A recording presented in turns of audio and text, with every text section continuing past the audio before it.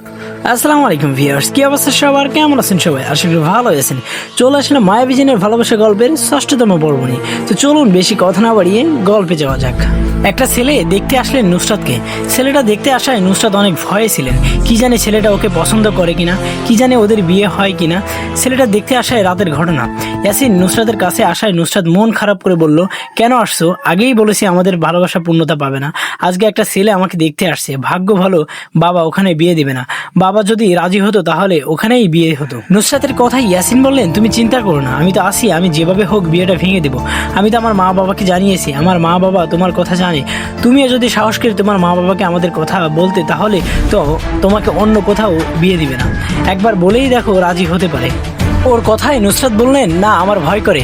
মা বাবাকে কিভাবে বলবো তোমাকে পছন্দ করি, বিয়ে করতে চাই, আমি এটা পারবো না। নুসরাতের এমন কথায় নুসরাত ও ইয়াসিন জিনকে অবাক করে দরজার উপাস থেকে নুসরাতের বাবা বললেন, তোকে আর বলতে হবে না, আমরা সব শুনে ফেলেছি। নুসরাতের বাবার কথায় ইয়াসিন জিন তখনই বাতাসে মিশে সেখান থেকে চলে যায়। ওদিকে নুসরাতের মা বাবা বলছে, নুসরাত দরজা খোল। মা বাবার কথায় নুসরাত ভয়ে ভয়ে দরজা খুলে দিলেন। তখন নুসরাতের বাবা বললেন, এসব কি? জিনটা তোকে কি বললো আর তুই কি বললি? তোদের কথা শুনে তো মনে হচ্ছে তোমরা একে অপরকে পছন্দ করো। তখন নুসরাত ভয়ে ভয়ে বললেন, বাবা তুমি ঠিকই বলেছো, আমি ওই ইয়াসিন জিন একে অপরকে পছন্দ করি, আমরা বিয়ে করতে চাই। মেয়ের এমন কথায় ওর মা বললেন, কি বলিস এসব? একটা জিনকে কিভাবে বিয়ে করবি? দেখ মা, বোঝার চেষ্টা কর, জিনেরা ভালো হয় না। তুই নিজেই তো দেখলি কিছুদিন আগে কয়েকটা জিন তোর পিছনে লাগছিল, তোকে বিরক্ত করতো, ছেড়ে যেতে চাইতো না। সবই তো জানিস, তুই ওকে ভুলে যা, ওরা ভালো হয় না। মায়ের কথার জবাবে নুসরাত বললেন, মা ইয়াসিন অনেক ভালো, তোমাদের বলেছিলাম না একটা জিন এসে আমাকে হুজুরের ঠিকানা বলেছিল, ও হলো সেই জিন। ইয়াসিন অনেক ভালো মা। আর ইয়াসিন ওই 7 ভাইয়ের মধ্যে ছোট, ইয়াসিনের মা আলাদা। নুসরাতের মুখে এসব শুনে ওর বাবা বললেন, তুই এত কিছু জানিস কিভাবে? তখন নুসরাত সব ঘটনা খুলে বললেন। নুসরাত বললেন, আমি ওদের রাজ্যে গিয়েছি, ইয়াসিন নিয়ে গিয়েছিল আমাকে। নুসরাতের কথায় ওর বাবা বললেন, তাহলে তলে তলে এত কিছু হয়েছে? তুই ইয়াসিন জিনকে পছন্দ করিস, তাহলে আমরা তোর বিয়ের জন্য ছেলে দেখছি কেন? তুই কি আমাদের মান সম্মান রাখবি না? তোকে 1 মাসের মধ্যে বিয়ে দিতে চাই, নইলে ওই জিনেরা আবার ঝামেলা করতে পারে। কিন্তু তুই তো আবার সেই জিনকেই ভালোবাসিস যার ভাইকে আমরা বন্দি করেছি। তোর কি মনে হয় ওদের বাবা বা ওরা তোকে মেনে নিবে? হ্যাঁ বাবা মেনে নিবে। ইয়াসিনের মা রাজি, শুধু ওর বাবা একটু রেগে আছে, তবে ইয়াসিনের মা বলেছে বুঝিয়ে বলবেন। তখন ইয়াসিনের বাবা বললেন, তাহলে আর কি, আমরা তোর জন্য ছেলে দেখা বন্ধ করে দিই, আর দেখি 1 মাস পর ওই 6 ভাই জিন তোর বা আমাদের কোনো সমস্যা করে কিনা। কথাটা বলে নুসরাতের বাবা বললেন, এখন ঘুমা, অনেক রাত হয়েছে। কথাটা বলে ওরা চলে গেলেন। এদিকে তখনই একটু খুশিতে ঘুমিয়ে গেলেন সেই রাতে, আর ইয়াসিনের আসলো না।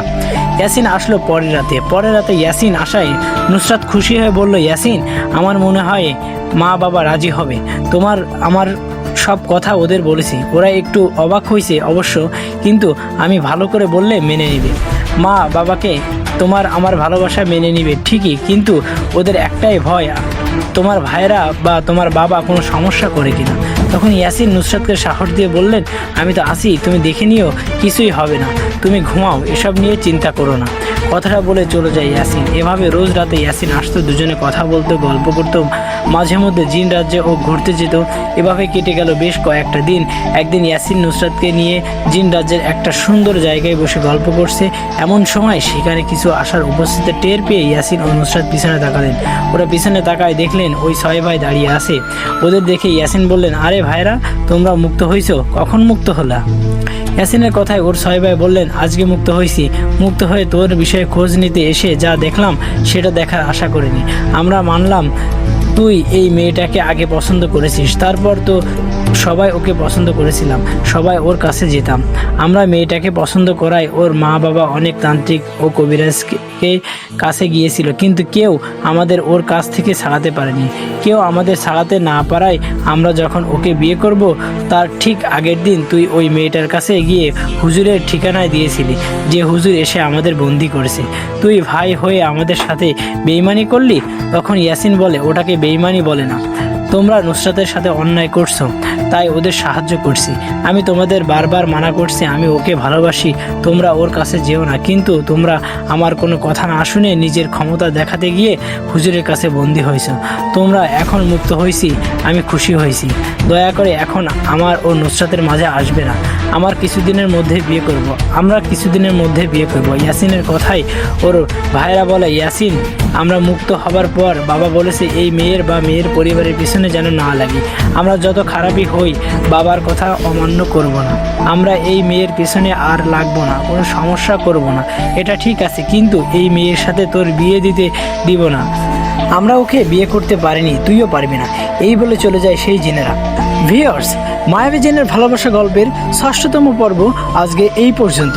পরবর্তী পর্বে আমরা জানবো ইয়াসিন জিন ও নুসরাতের মধ্যে বিয়ের সম্পর্ক হয় কিনা। সো আমাদের সাথেই থাকুন।